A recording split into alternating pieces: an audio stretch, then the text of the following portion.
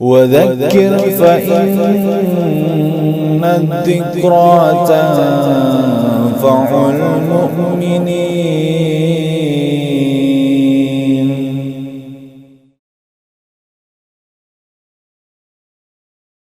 Bismillahirrahmanirrahim. Innal hamdalillah nahmaduhu wa nasta'inuhu wa nastaghfiruh wa na'udzu billahi min syururi anfusina wa min sayyiati a'malina may yahdihillahu fala mudhillalah wa may yudlil fala hadiyalah. Asyhadu an la ilaha illallah wahdahu la syarikalah wa asyhadu anna Muhammadan abduhu wa rasuluh. Allahumma salli ala Muhammadin wa ala ali Muhammad kama sallaita ala Ibrahim wa ala ali Ibrahim innaka Hamidum Majid.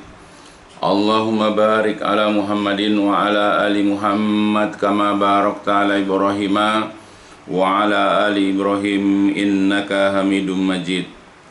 Wa qala ta'ala a'udzu billahi minasyaitonir rajim ya ayyuhalladzina amanu taqullaha haqqa tuqatih wa la tamutunna illa wa antum muslimun. Amma ba'd, fa inna asdaqal hadis kitabullah wa khairal hadi hadi Muhammadin sallallahu alaihi wasallam wa syarrul umuri muhdatsatuha fa inna kulla muhdatsatin bid'ah wa kulla bid'atin dhalalah wa kulla dhalalatin finnar. Alhamdulillah, pada kesempatan kita kali ini kita akan kembali melanjutkan kajian-kajian kita, kajian online kita yang diselenggarakan ya alhamdulillah setiap hari Ahad siang. Semoga apa-apa yang telah sama-sama kita pelajari, yang sama-sama telah kita ketahui, yang mudah-mudahan dapat memberikan faidah kepada kita dalam kehidupan dunia ini dan juga kelak nanti di yaumil qiyamah. Begitupun kajian yang sama-sama nanti kita akan pelajari dan juga untuk selanjutnya mudah-mudahan juga dapat kita pahami, dapat kita mengerti dan dapat berfaedah untuk kita dalam meniti kehidupan dunia ini dan juga untuk kelak nanti di yaumil qiyamah. Jadi sebagaimana yang telah dipelajari dalam pelajaran-pelajaran sebelumnya, bahwa kita sebagai seorang muslim mempunyai kewajiban, yaitu wajib bagi kita untuk mempelajari dan menuntut ilmu tentang agama kita. Karena agama inilah yang nanti dapat memberikan faidah ya kepada kita, baik itu di alam kubur ataupun nanti di yaumil qiyamah. Ya, agama inilah yang nanti dapat menyelamatkan kita dari murka dan nerakanya Allah. Pelajaran agama atau agama kita inilah nanti yang akan dapat memasukkan kita ke dalam rahmat, ridho dan juga surganya Allah Subhanahu wa ta'ala. Maka wajiblah bagi kita ya untuk senantiasa mengisi kehidupan kita dengan mempelajari yaitu ajaran agama kita. Karena banyak di antara kaum muslimin mereka Islam sejak lahir, tapi banyak di antara mereka yang tidak mengetahui urusan agama mereka sendiri. Maka sebab itu, maka mulailah dari sekarang kita mencari waktu luang atau meluangkan waktu untuk menghadiri kajian-kajian, menghadiri yaitu pengajian-pengajian yang menerangkan kepada kita perkara-perkara agama kita. Dan juga sudah jelas ketika sudah tertanam dalam diri kita, sudah ada keinginan bagi kita untuk mempelajari agama kita, maka hendaklah kita mempelajari yang pertama-tama dalam agama kita itu adalah masalah keimanan, masalah tauhid. Karena tauhid ini adalah perkara yang sangat penting sebagaimana sudah dijelaskan. Perkara yang wajib bagi setiap muslim ketika dia hendak mempelajari agama adalah dia belajar tauhid. Ya, karena tauhid ini memiliki keutamaan, memiliki yaitu kepentingan. Tauhid adalah perkara yang sangat urgen dalam kehidupan kita. Ya, oleh sebab itu mulai kita mempelajari agama kita, dan apalagi sudah dijelaskan pelajaran sebelumnya tentang pentingnya tauhid, tentang keutamaan-keutamaan tauhid dan juga pandangan pendapat para ulama ya tentang kewajiban kita mempelajari tauhid. Nah, untuk itulah karena kita tahu pentingnya tauhid, sekarang akan kita bahas sama-sama yang berkaitan, yang berhubungan dengan tauhid, yaitu kita akan pelajari tauhid dan macam-macamnya. at-tauhid wa anwa'uhu, ya. Jadi kita mulai mempelajari tentang tauhid dan macam-macamnya. Bagi kita yang sering membaca kitab-kitab, bagi kita yang sedang terfokus untuk belajar tauhid, pasti kita akan tahu bahwa para ulama telah membagi tauhid ini kepada 3 jenis atau 3 macam, yaitu tauhid ar-rububiyah, tauhid al-uluhiyah, dan tauhid asma dan sifat, ya. Jadi kalau kita belajar tauhid, pasti kita akan jumpai di dalamnya penjelasan para ulama tentang pembagian 3 macam atau 3 jenis tauhid. Namun sebahagian orang, sebahagian manusia, bahkan sebahagian kaum muslimin menyangka bahwa pembagian tauhid menjadi 3 tersebut tidak memiliki dalil, tidak memiliki dasar, ya, dari ayat-ayat Al-Quranul Karim ataupun dari hadis-hadis Nabi Shallallahu Alaihi Wasallam, ya. Sehingga mereka pun mengingkarinya, mereka menolak pembahagian tauhid ini, mereka mengkufurinya, mereka menentangnya. Mereka menyangka bahwa pembagian tauhid menjadi 3 ini adalah sesuatu yang diada-adakan, sesuatu yang dibuat-buat, sehingga mereka tidak perlu mengakuinya, tidak perlu mengikutinya. Nah, itulah ada sebagian orang yang begitu, ya. Mereka mengingkari tentang pembagian tauhid ini, mereka mengingkari tentang macam-macam tauhid ini. Nah, anggapan, persangkaan, ya, yang disangka oleh mereka ini jelas keliru, jelas tidak tepat, karena dasar hawa nafsunya, karena dasar keawamannya. Jadi ada sesuatu yang jelas dianggap keliru, ya, sesuatu yang tidak benar. Jadi pembagian tauhid menjadi 3 ini tidaklah semata-mata hanya berdasarkan kepada pendapat atau pandangan seseorang, ya, atau seorang ulama lah, atau juga karena mengikuti atau karena merupakan kesepakatan atau ijma sekelompok orang ulama saja. Ingat, ya. Jadi pembahagian tauhid menjadi 3 ini bukan hanya semata-mata berdasarkan pandangan pendapat, ya, ulama saja atau sekelompok ulama saja, bukan.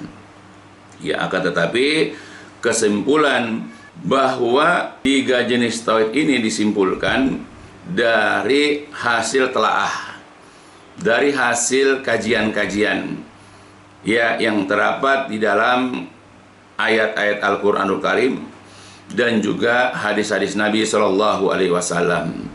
Dan hal ini dikenal, ya, oleh para ulama dengan istilah namanya istiqra.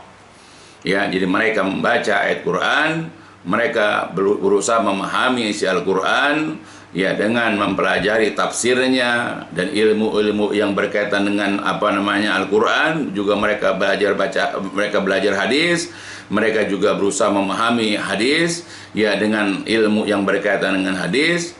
Nah, kemudian mereka melakukan istiqra, namanya penelaahan dan pengkajian. Maka kemudian ketika mereka menelaah ayat-ayat atau hadis yang berkaitan dengan tauhid, maka mereka menyimpulkan bahwa tauhid ini, ya, terbagi 3. Nah, itu, ya, jadi nggak sembarang, ya, nggak ngasal. Jadi karena ada telaahan, ya, sebagaimana kita kalau belajar fikih misalnya, ya, para ulama fikih mereka mentelaah, mereka mengkaji ayat-ayat atau hadis atau pandangan para ulama, sehingga mereka membagi hukum dalam masalah fikih. Ada yang namanya wajib, ada yang namanya sunnah, ada yang namanya mubah, ada yang namanya makruh, ada yang namanya haram. Nah, seperti itu, ya. Tapi kalau dari saklek, ya, misalnya Nabi mengatakan hukum fikih terbagi 5, tidak ada. Sama seperti Nabi nggak pernah mengatakan bahwa tauhid itu terbagi 3, tidak dikatakan. Tapi itu hasil telaah, hasil kajian, ya, hasil mereka mempelajari ayat Quran, sehingga mereka menyimpulkan bahwa tauhid itu terbagi 3, sebagaimana mereka menyimpulkan bahwasanya hukum fikih terbagi 5 misalnya. Begitu juga kalau kita belajar misalnya bahasa Arab, ya, sehingga kita belajar bahasa Arab, misalnya kita mengenal yang namanya mubtada khobar misalnya. Itu berasal dari jumlah, yaitu ismiyah. Sedangkan jumlah fi'liyah adalah fi'il, fa'il, dan maf'ul bih misalnya. Nah, jadi seperti itu. Jadi kita mengenal mubtada khobar tidak dijelaskan, tapi itu dari dari hasil pengkajian para ahli nahwu, ya, para ahli bahasa. Ya, begitu juga ilmu shorof, ilmu nahwu, dan yang lain-lainnya. Itu juga dari hasil pengkajian-pengkajian, pentelahan-pentelahan. Dan kita tidak bisa mengingkari kondisi ilmu tersebut. Kesimpulan mereka kita tidak bisa ingkari, karena tujuannya adalah untuk mempermudah kita, untuk memudahkan belajar bahasa Arab. Kita pelajari yang namanya fi'il, yang namanya isim, yang namanya huruf. Kita belajar jumlah ismiyah, jumlah fi'liyah. Kita belajar namanya mubtada khobar, fi'il, fa'il, dan maf'ul. Nah, itu adalah untuk mempermudah. Kalau kita ingin belajar fikih juga, kita akan ketemu dengan hukum yang namanya wajib, sunnah, mubah, makruh, ataupun haram. Ya, begitu juga dalam ilmu yang lain, misalnya masalah ilmu hadis misalnya, atau kita belajar ilmu tafsir, ada kaidah-kaidah, ada kesimpulan-kesimpulan tersendiri ya bagi mereka yang memang berkecimpung dalam ilmu-ilmu tersebut.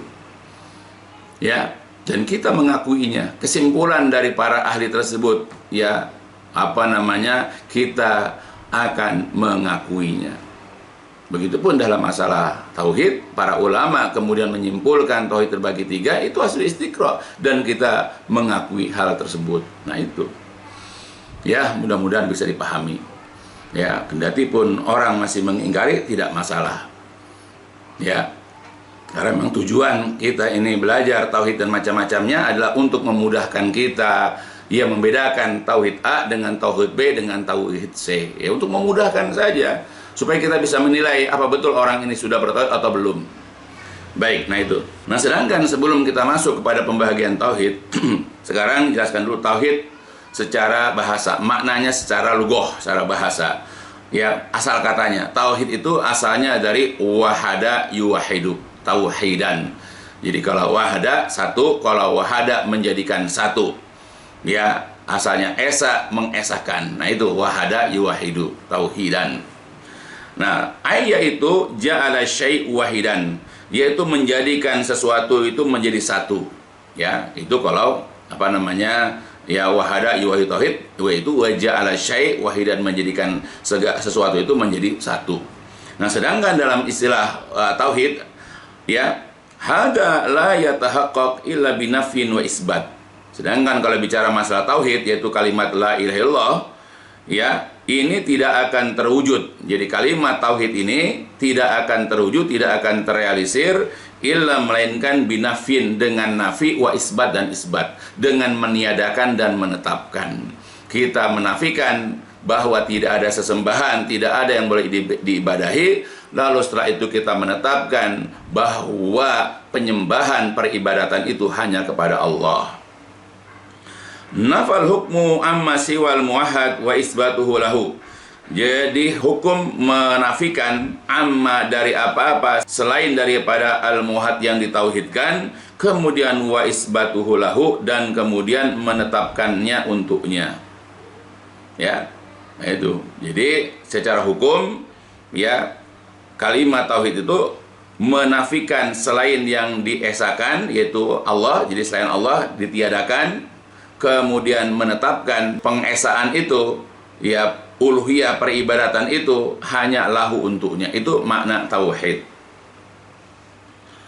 Famasalan, misalnya, naqulu, kita katakan, innahu la yatimmu lil insani tauhid hatta yashhadu an la ilaha illallah fayanfil uluhiyah amma siwallahu azza wajal wa yusbituha lillahi wahdah. Misalnya kita katakan bahwasanya seorang hamba tidak akan sempurna tauhidnya sehingga dia mempersaksikan, sehingga dia bersahadat bahwa tidak ada sesembahan yang berhak disembah kecuali Allah saja. Berarti dia menafikan uluhiyah, dia menafikan ketuhanan, ya, dari apa-apa selain Allah azza wa jalla. Kemudian wa yusbituha, kemudian dia menetapkan uluhiyah ini, dia menetapkan ketuhanan ini, ya, peribadatan ini hanyalah lillahi wahdah, hanya kepada Allah saja. Nah, itu kalau makna secara dari definisi ya. Nah, sedangkan Syekh Utsaimin rahimahullah dia berkata makna dari tauhid adalah ifradullah subhanahu bima yakhtassu bihi minar rububiyah wal uluhiyah wal asma wa sifat. Sedangkan Syekh Utsaimin rahimahullah mengatakan bahwa tauhid itu adalah mengesahkan Allah Subhanahu dengan apa-apa yang khusus, dengan apa-apa yang istimewa ya bagi Allah, baik itu dari rububiyahnya, dari uluhiyahnya, dan dari asma dan sifat. Ya, jadi ketika kita ini mengkhususkan Allah, mengistimewakan Allah, menspesialkan Allah ya dengan rububiyah Allah, uluhiyah Allah, asma dan sifatnya Allah, berarti kita sudah bertauhid dengan tauhid yang sebenarnya. Ya, itu penjelasan dari Syekh Al-Utsaimin rahimahullah. Wa hadha huwa tahqiqut tauhid fil waqi'. Ai anna tauhid la yakunu tauhidan hatta yatadammanu nafyan wa isbatan. Jadi ini dia adalah merupakan realisasi atau perwujudan dari tauhid fil waqi' pada kenyataannya, yaitu bahwa tauhid itu tidak akan dikatakan tauhid, tidak akan disebut tauhid sehingga mengandung yaitu dua hal, nafi dan isbat, yaitu meniadakan dan menetapkan. Itu ya. Jadi tauhid itu dikatakan seseorang dikatakan bertauhid atau kita dikatakan bertauhid kalau ada dalam diri kita yaitu dua hal, nafyu dan isbat. Kita meniadakan, yaitu meniadakan sesembahan, meniadakan peribadatan, lalu juga ada pada kita isbat, yaitu menetapkan bahwa peribadatan itu hanya untuk Allah Subhanahu wa ta'ala. Wa anwa'u tauhid binisbah lillahi azza wa jalla tadkhulu kulluha fi ta'rifin am wa huwa ifradullah Subhanahu wa ta'ala bima yakhtassu bih.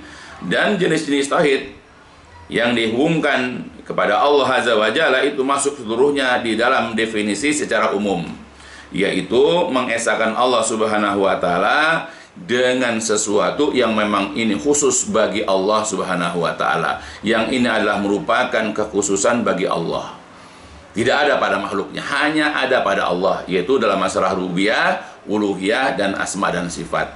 Dan kita di situ mengesahkan Allah, menjadikan Allah satu-satunya dalam rububiyah, dalam uluhiyah, dan asma dan sifat. Wahuwa, dan ini hasba ma dzakara ahlul ilmi, dan ini sesuai dengan apa yang telah disebutkan oleh ahli ilmu. Ada ada tiga jenis. Jadi tauhid itu ada tiga macam. Wa hadza taqsimul ladzi qasamahul ulama.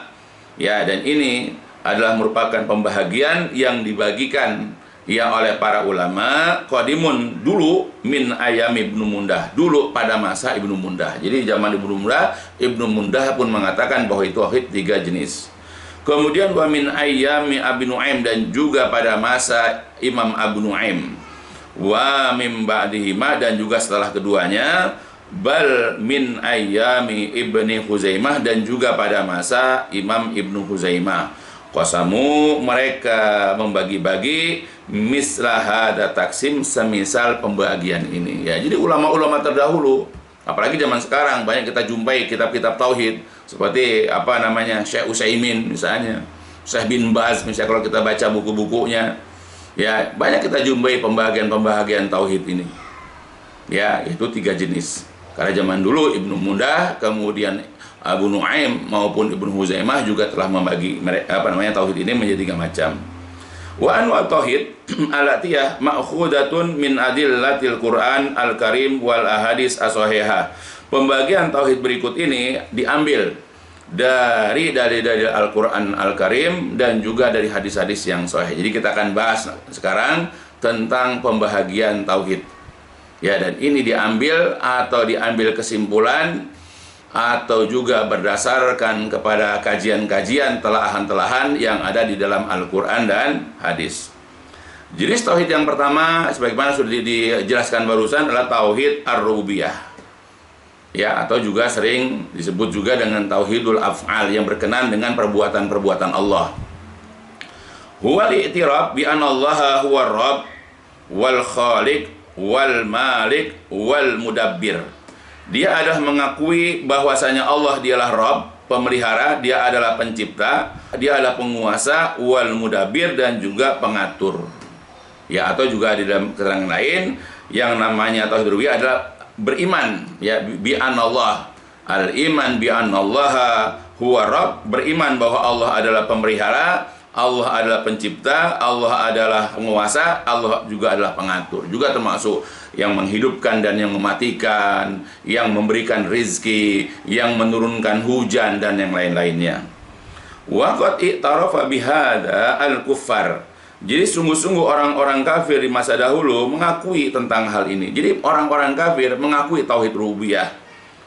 Walam yudkhilhum dalika fil Islam, tetapi pengakuan mereka bahwa Allah itu yang memiliki, Allah itu yang mencipta, Allah itu yang memberikan rizki, Allah itu yang menguasai, Allah itu yang mengatur, ya pengakuan mereka ini tidak memasukkan mereka ke dalam Islam. Jadi Allah masih menggolongkan, Allah masih mengkategorikan mereka sebagai orang kafir yang nanti akan dimasukkan ke dalam neraka, yang mereka juga wajib untuk diperangi.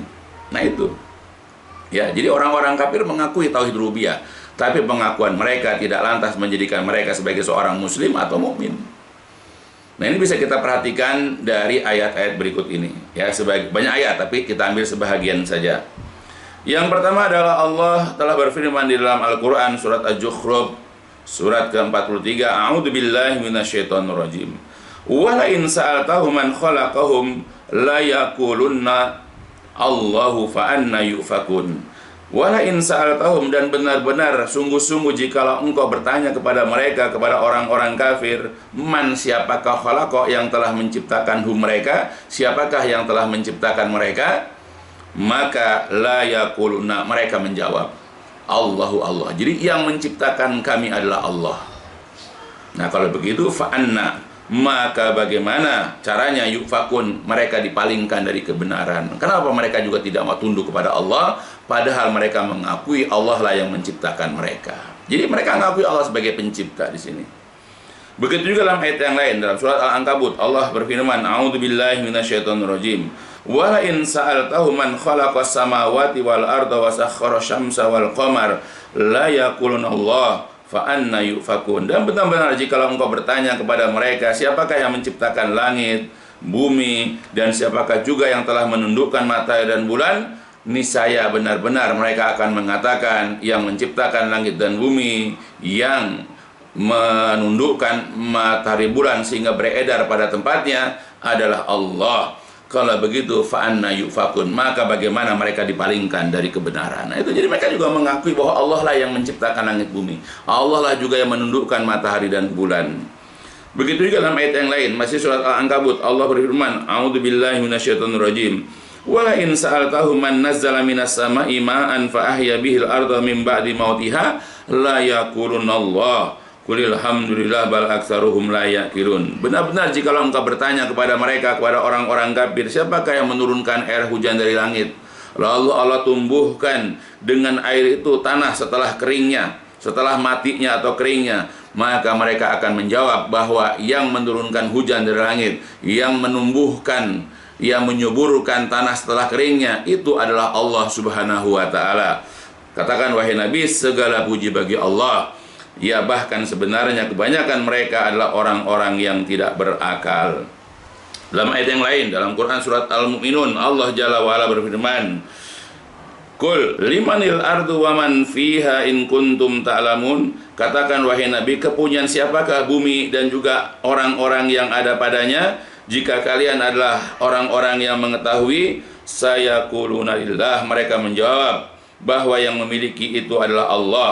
Afala tadzakarun, tidakkah kalian mengambil pelajaran?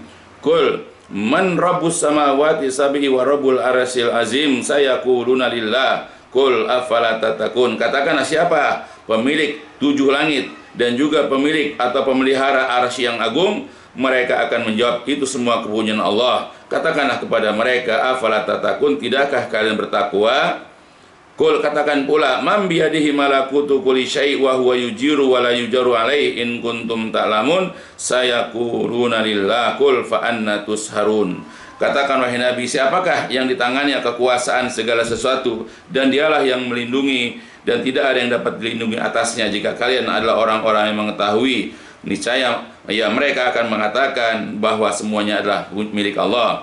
Katakanlah kalau begitu wahai Nabi kepada mereka, fa anna tusarun, maka bagaimana mereka ditipu dari kebenaran. Nah, itulah jadi dalam ayat-ayat ini dan masih banyak lagi yang lain, orang-orang kafir mengakui bahwa yang menciptakan, yang menurunkan hujan, yang memiliki, yang memelihara, ya, atau juga dalam ayat yang lain, yang mematikan, yang menghidupkan, yang mengatur berbagai macam urusan, mereka mengakui itu adalah Allah. Tetapi pengakuan mereka ini tidak lantas menjadikan mereka sebagai seorang mukmin, sebagai seorang muslim. Ya, jadi kita tidak hanya cukup mengakui Allah sebagai pencipta kita, Allah sebagai pemberi rezeki kita, ya Allah yang menghidupkan dan mematikan kita. Sebab kalau itu orang-orang kafir pun mengakui.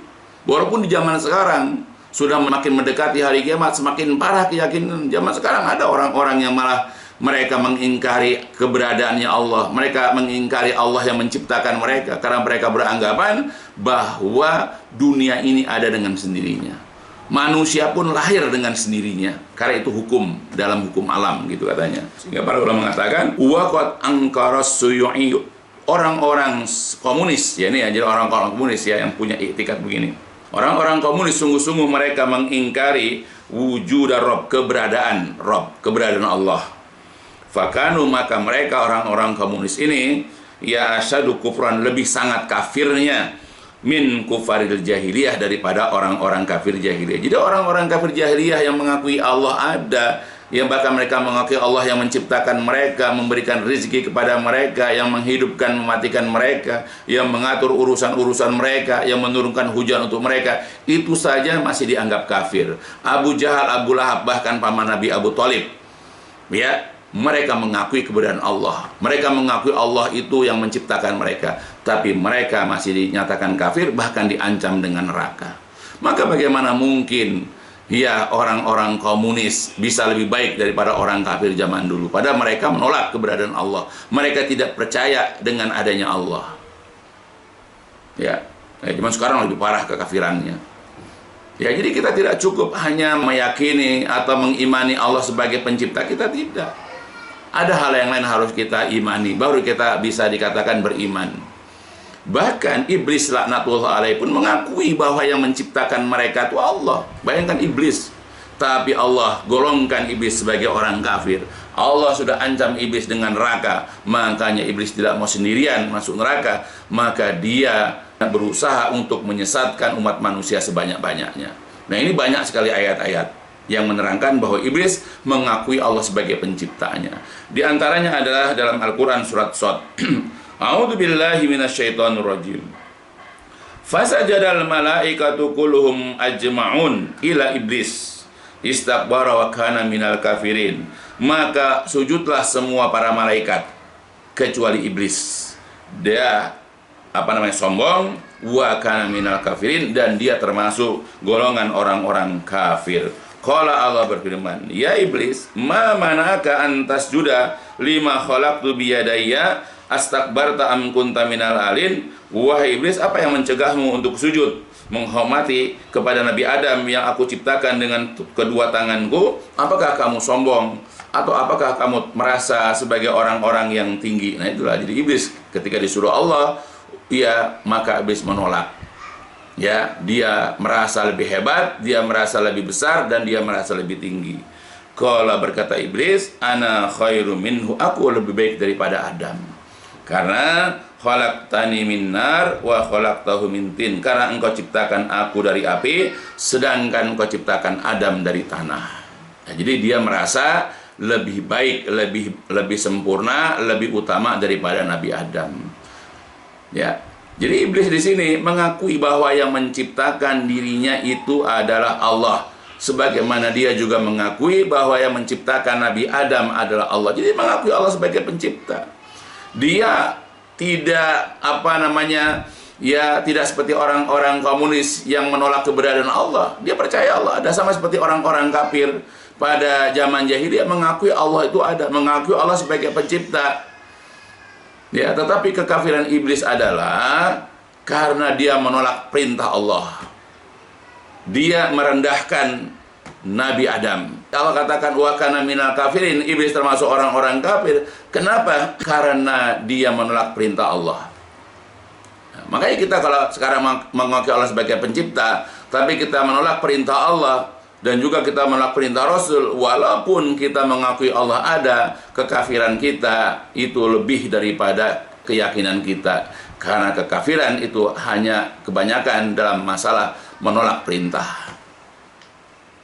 Ya, sebagaimana iblis menolak perintah Allah ketika disuruh sujud. Makanya sekarang kita tidak cukup mengakui Allah sebagai pencipta saja, tapi kita harus lanjutkan dengan apa? Melaksanakan perintah-perintah Allah, melaksanakan perintah-perintah Rasul, ya sebagaimana yang diharapkan, yaitu oleh Allah Jalla wa'ala juga oleh Rasul. Ya, karena tauhid yang kedua ini nanti yang kita akan pelajari, inilah yang menjadikan seseorang itu dikatakan bertauhid. Seseorang itu muslim kalau dia mengakui tauhid jenis yang kedua. Apa jenis tauhid yang kedua? Yang kedua adalah tauhid al-uluhiyah. Tauhid al-uluhiyah atau juga lebih dikenal dengan tauhid al-ibadah atau ifradullah bil abadah, yaitu mengesahkan Allah dengan cara beribadah. Ya, huwa dia adalah tauhidullah wa ifraduhu bi anwa'il ibadatil masyru'ah, yaitu mengibadahi, mengesahkan Allah dengan jenis-jenis ibadah yang disyariatkan. Ingat ya, jadi tauhid ibadah itu atau tauhid uluhiyah itu adalah mengesahkan Allah dengan berbagai macam jenis ibadah yang disyariatkan. Mengucapkan syahadat, mengerjakan sholat, berpuasa, membayar zakat, menunaikan ibadah haji atau umroh atau yang lain-lainnya. Dan itu kita laksanakan ya dengan penuh keikhlasan. Misalnya bi alla yattahidal insan ma'allah ahadan ya'buduhu wa yataqarrabu ilaihi kama ya'budullah ta'ala wa yataqarrabu ilaihi wa ghairuha minal ibadah. Ya, misalnya seorang hamba tidak boleh menjadikan atau mengambil seseorang yang lain yang dia ibadahi, yang ia mendekatkan diri kepadanya. Jadi kita sebagai seorang hamba tidak boleh kita ini mengambil seseorang, baik itu yang sudah mati ya atau yang masih hidup, atau bahkan juga benda-benda yang tidak bernyawa. Ya, seperti misalnya matahari, bulan, pohon. Tidak boleh kita juga mengambil atau menjadikan seseorang atau sesuatu yang di samping Allah atau bersama Allah, di mana kita mengibadahinya, kita mendekatkan diri kepadanya sebagaimana kita beribadah dan mendekatkan diri kepada Allah. Dan juga yang lain-lainnya ya dari jenis ibadah. Misalnya kita beribadah kepada Allah dengan cara berdoa misalnya. Tapi di samping itu kita juga berdoa kepada penghuni kubur karena kita anggap dia wali, karena kita anggap dia orang soleh. Ya, maka itu tidak boleh, berarti kita tidak bertauhid namanya. Jadi kita menjadikan Allah itu satu-satunya tempat ibadah. Allah itu menjadi tempat satu-satunya kita berdoa. Berarti kalau andai kata ada orang mengambil atau menjadikan selain Allah tempat berdoa, berarti dia itu tidak bertauhid uluhiyah. Ya, atau tauhid uluhiyahnya sudah rusak. Ya, itu ya. Jadi penting kita ini memiliki tauhid uluhiyah dan menjaga tauhid uluhiyah ini. Ya. Misalnya ya beribadah dan mendekatkan diri kepada Allah, misalnya lagi berdoa. Ya, kita makanya berdoa hanya kepada Allah. Wal isti'anah, meminta pertolongan, istighosah, meminta bantuan, kemudian tawaf, wal dzabha, menyembelih hewan, kemudian wan nadru, kemudian nazar, wa ghairuha, dan selainnya. Ingat ya, itu banyak jenis-jenis ibadah, termasuk kita sholat, puasa, dan yang lain-lainnya. Jadi kita janganlah melakukan jenis-jenis ibadah itu ya di samping kita melakukannya kepada Allah, tapi kita juga melakukannya kepada selain Allah, sebagaimana banyak dilakukan oleh kaum muslimin zaman sekarang ini. Wa hada tauhid huwa alladzi dalla fihi al-musyrikun alladzina qatalahumun nabi sallallahu alaihi wasallam. Jadi jenis tauhid ini yaitu tauhid uluhiyah inilah yang orang-orang musyrik tersesat padanya. Jadi orang musyrik sesat itu gara-gara tauhid uluhiyah. Jadi mereka menolak tauhid uluhiyah. Jadi maka mereka dinyatakan sesat, di mana orang-orang musyrik inilah yang telah diperangi oleh Nabi Shallallahu Alaihi Wasallam. Jadi kesesatan orang musyrik itu dalam masalah tauhid uluhiyah, bukan dalam masalah tauhid rububiyah. Karena tauhid rububiyah mereka mengakui Allah pencipta, Allah pemelihara, Allah yang menghidupkan, ya Allah yang memberikan rezeki, mereka percaya. Tapi ketika mereka disuruh syahadat, ketika mereka disuruh berdoa hanya kepada Allah, ketika mereka disuruh meminta tolong kepada Allah saja, tidak kepada yang lain, mereka menolak. Makanya mereka tersesat, orang-orang musyrik tersesat dalam tauhid uluhiyah ini. Wa huwa alladzi jahadahul kuffar wa kanat al-husumah bainal umam wa rusulihim mundu Nuh alaihi salam ila Muhammad sallallahu alaihi wasallam. Dan jenis tauhid ini pula lah yang diingkari ia oleh orang-orang kafir, dan adanya pertikaian, adanya permusuhan antara umat-umat terdahulu dengan rasul-rasul mereka sejak zaman Nabi Nuh alaihissalam sampai kepada zaman Nabi kita Muhammad sallallahu alaihi wasallam. Ingat ya. Jadi jenis tauhid ini jugalah, ya tauhid uluhiyah ini jugalah yang diingkari oleh orang-orang kafir. Jadi orang kafir menolak dakwahnya para nabi. Ya, Rasulullah ditolak oleh orang-orang kafir Quraisy saat itu karena tauhid uluhiyah. Ketika Rasul mengajak mereka beribadah hanya kepada Allah dan meninggalkan penyembahan-penyembahan kepada berhala Lata, Uzza, Manat, Hubal dan yang lain-lainnya. Ya, jadi ditolak. Dan adanya al-khusumah, permusuhan, pertikaian, perselisihan, ya bahkan sampai kepada yang lain-lainnya, bahkan sampai usaha pembunuhan orang-orang kafir, ini ada dalam masalah tauhid uluhiyah. Dan itu sejak zaman Nabi Nuh sampai kepada zaman Nabi kita Muhammad sallallahu alaihi wasallam. Wa huwa alladzi bu'isat bihi rusul wa unzilat bihil kutub ma'a akhwaihi tauhidar rububiyah wal asma was sifat. Dan juga di mana diturunkan rasul-rasul, wa huwa alladzi, dan tauhid ini jugalah yang menjadi penyebab diutusnya para rasul, diturunkannya kitab-kitab bersama dua saudara tauhid yang lain, yaitu tauhid rububiyah dan tauhid asma dan sifat. Jadi Allah mengirim atau mengutus para nabi, mengutus para rasul. Allah juga menurunkan kitab-kitab.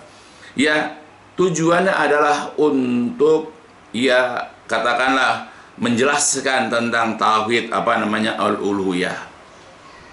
Ya, jadi kenapa diturunkan kitab-kitab, kenapa diutus rasul adalah untuk memperjelas, yaitu tauhid al-uluhiyah yang dibawa oleh para nabi dan para rasul. Lakin aksaru ma yu'alijur rasul aqwamahum ala hadan nau' mina tauhid bihaitsu la yusarriful insan syai'an minal ibadah li ghairillah subhanahu wa ta'ala, la limalakin muqarrab wala linabiyyin mursalin wala liwaliin sholihin wala li ahadin minal makhlukin. Ya, tetapi tetapi kebanyakan apa-apa yang dilakukan oleh para rasul kepada kaum mereka, apa-apa yang didakwahi, yang diobati oleh para rasul kepada kaum mereka atas jenis tauhid ini, yaitu tauhid al-uluhiyah, bihaitsu la yusriful insan sayan, di mana sekiranya orang tidak merubah sedikit pun dari ibadah kepada selain Allah Subhanahu wa ta'ala. Jadi tujuan adalah supaya orang tidak bergeser, tidak berubah peribadatannya kepada selain Allah, apakah itu kepada malaikat yang terdekat, tidak pula kepada nabi yang diutus, tidak pula kepada wali yang soleh, dan juga tidak kepada seseorang pun di antara makhluk. Itu tujuan nabi-nabi itu diutus untuk itu, supaya orang tidak berpaling kepada peribadatan kepada selain Allah, apakah itu malaikat atau nabi atau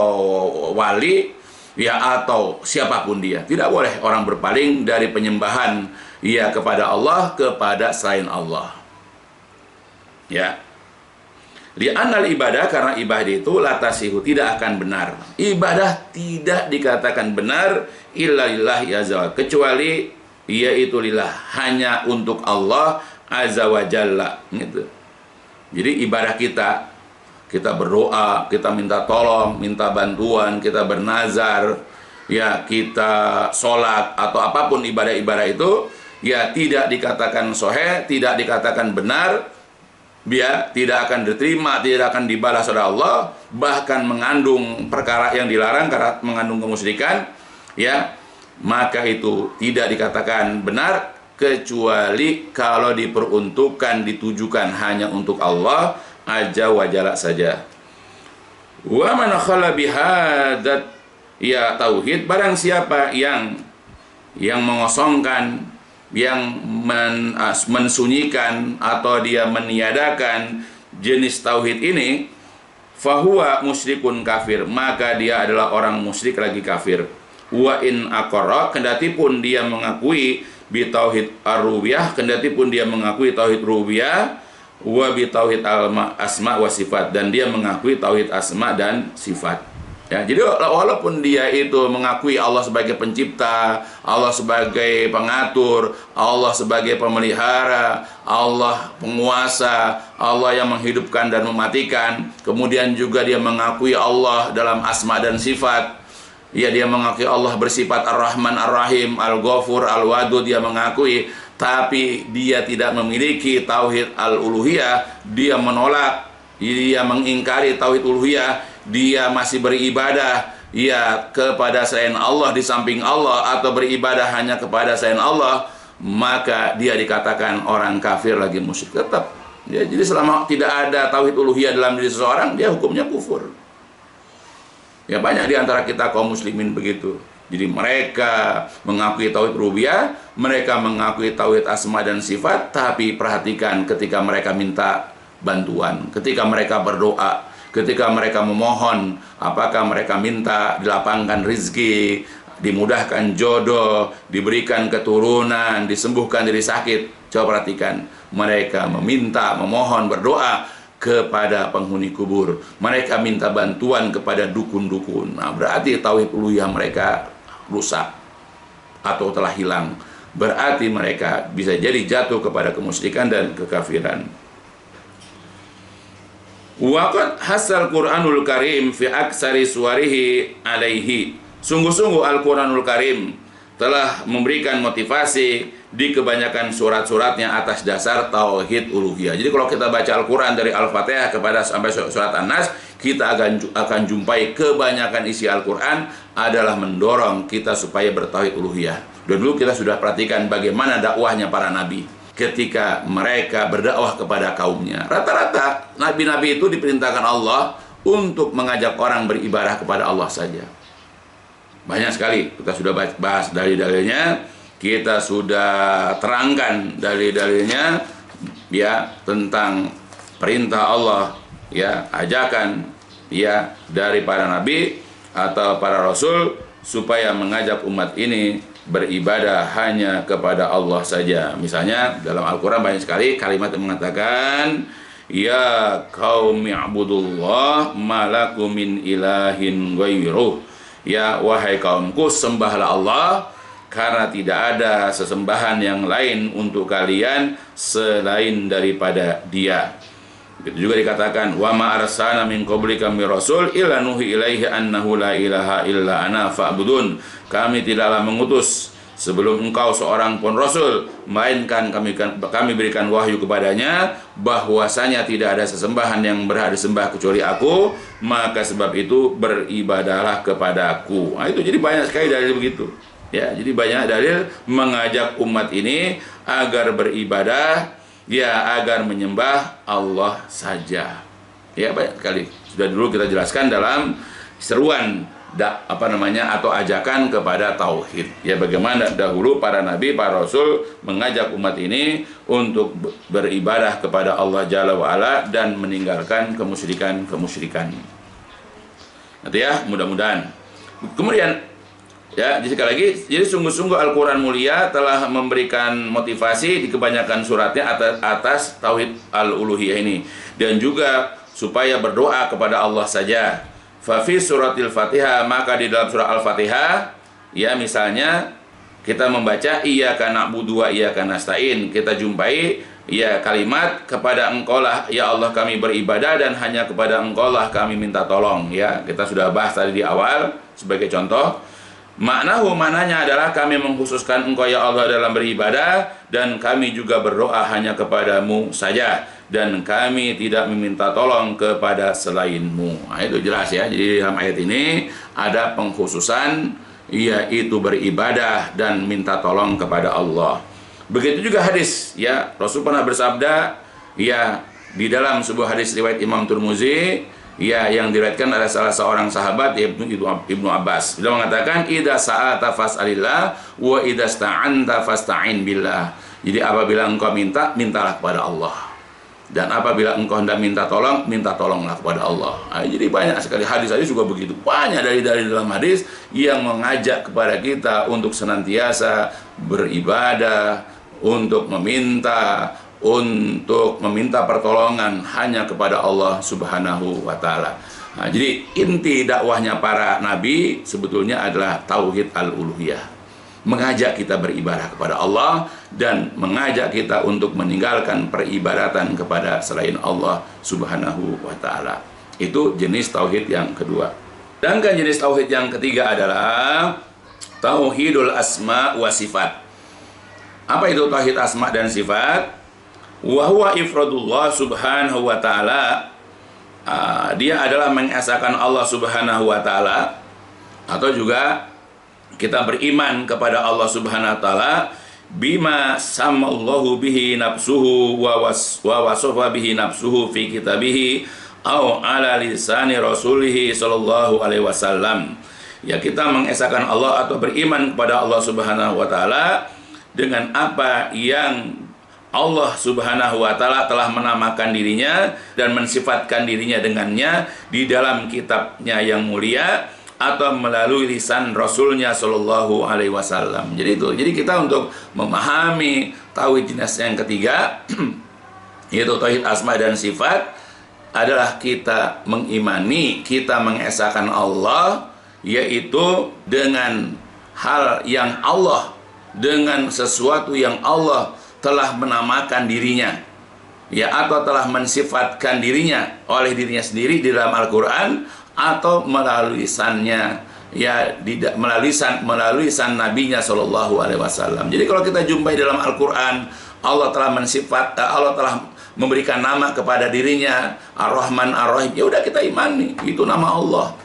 Atau ketika Allah mensifatkan dirinya bahwa Allah punya tangan misalnya, ya, Allah itu turun misalnya, maka kita apa? Ya, selama itu Allah yang mensifatkannya, atau ya di dalam Al-Quran atau melalui lisan Rasulnya, kita wajib mengimaninya.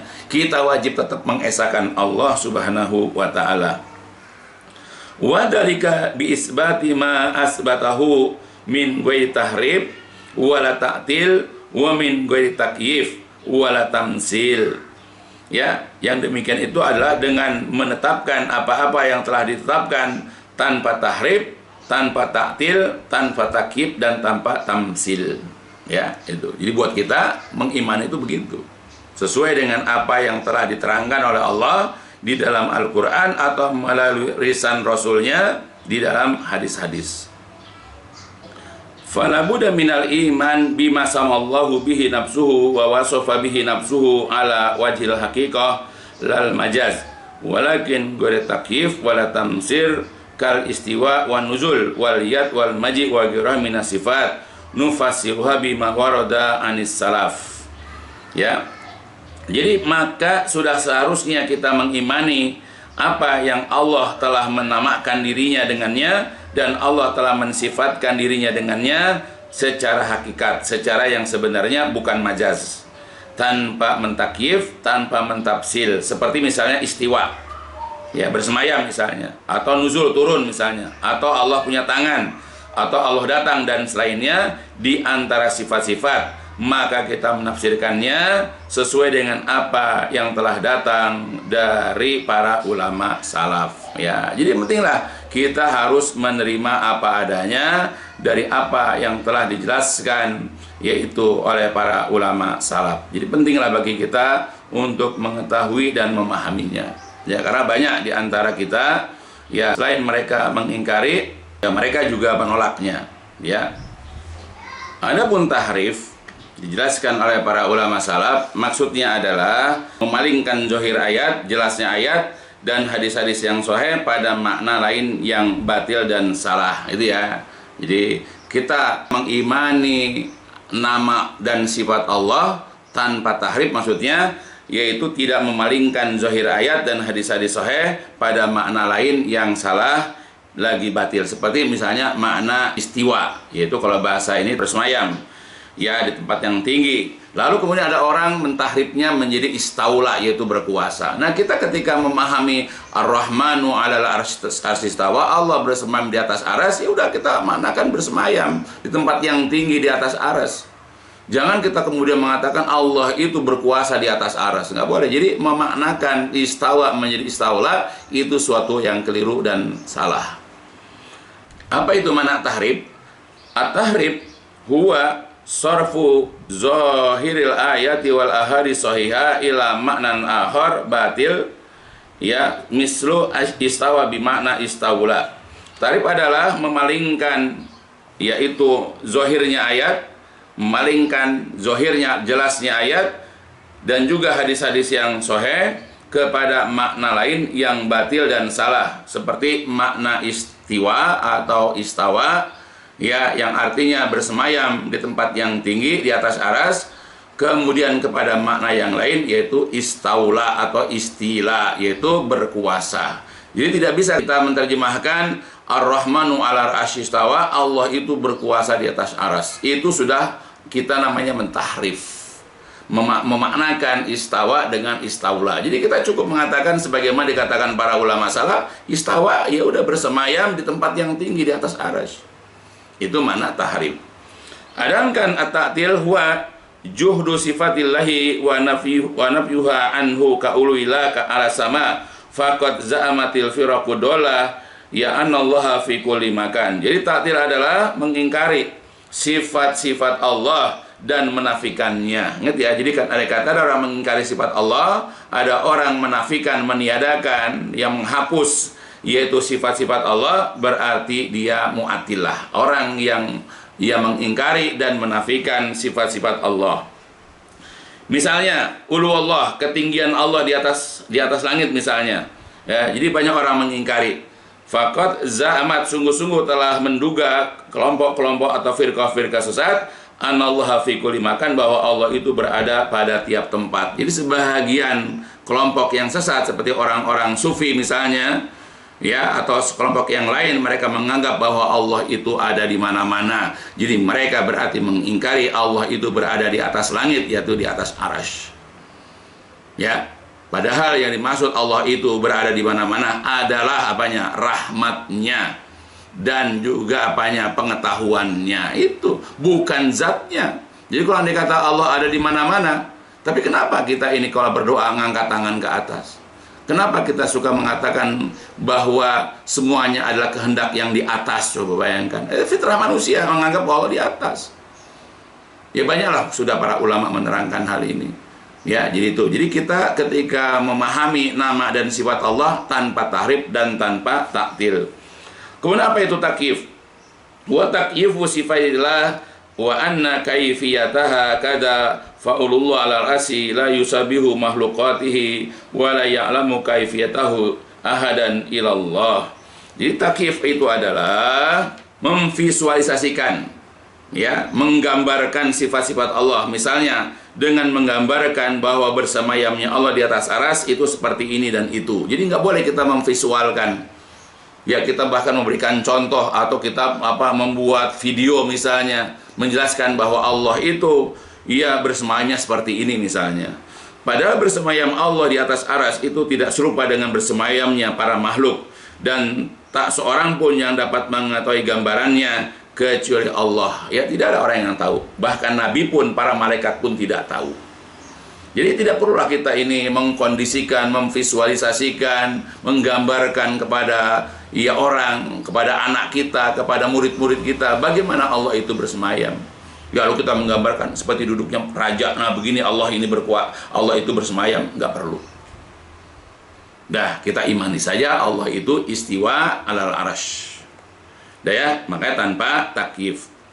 Kemudian tamsil, apa tamsil? Huwa tamsilu sifatillah bi sifati khalqihi fala yuqal yanzilullahu ila sama kanuzulina, ya.